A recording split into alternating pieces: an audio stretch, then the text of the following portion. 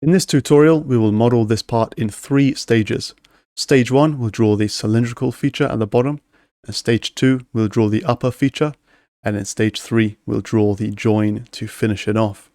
So let's start a 2D sketch, and for this we'll start on the YZ plane.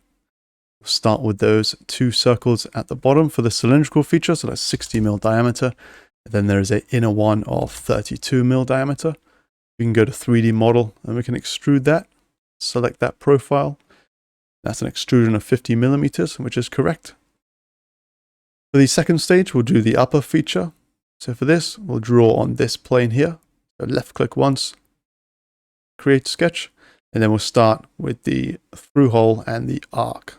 So for this, the through hole has a diameter of 20mm and the arc has a radius of 20, so that's a diameter of 40. Let me use the vertical constraint, the center point of these circles to the origin. I'm going to use the dimension tool between the center point of the circles and to the origin as 80mm. And then we'll just finish this off with the line tool. So we'll draw in these 2 lines which connect these 2 circles.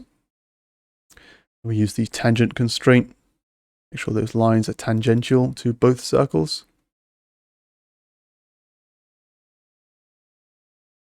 Then we use the coincident constraint, make sure there is contact between the endpoints of the lines and the circles.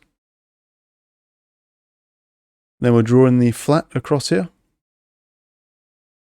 That is a dimension from the center point of this circle to the line of 40mm.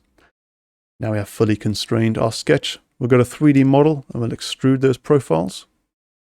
Flip the direction. Again, the 50mm extrusion is correct. There we go. Now we need to extrude cut the section out here of this feature. So for this, we'll go into the plus next to origin. We'll select the correct plane, which is the XY plane. Right click, new sketch. Draw in this rectangle. And notice that I can't see the sketch behind this feature. So for this, we'll hit F7 on the keyboard. We'll dimension that accordingly. So from this line to the edge is 50 minus 25. That'll be divided by 2, so that's 12.5. As for the width, we have 25. And from the line here to the center point of these circles is 25mm. So for this, I'm going to project the geometry of these 2 circles. I'm going to draw in a construction line from the center point of those 2 circles. I'm going to select that line and put in a lock constraint. I'll then dimension between the center point of the circles and this line at 25mm according to the drawing. And finally, we can put in a dimension for the height, which can be, let's just say 60mm in this case, as long as it covers all of the geometry we wish to cut.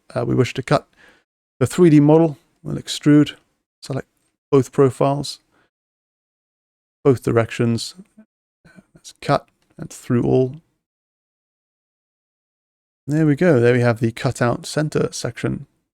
And finally, we just need to put in this join. So for this, we cannot use an existing plane as none of them are in the correct location.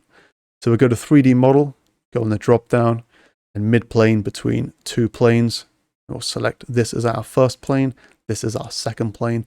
And there we have a plane for us to draw on. So let's left click once on this plane, create sketch. Then we'll just draw from this endpoint here to this circle. And then exactly the same on the other side. Let's use the tangent constraint again between the lines and the circle. So, and now we are fully constrained. Also going to project the geometry of this circle and of this line here. Let's go on 3D model and extrude that profile. We want that in both directions. It has a total width of 15mm. Press enter. I'm going to right click on the working plane, turn the visibility off, go to the home view. There we have our completed part.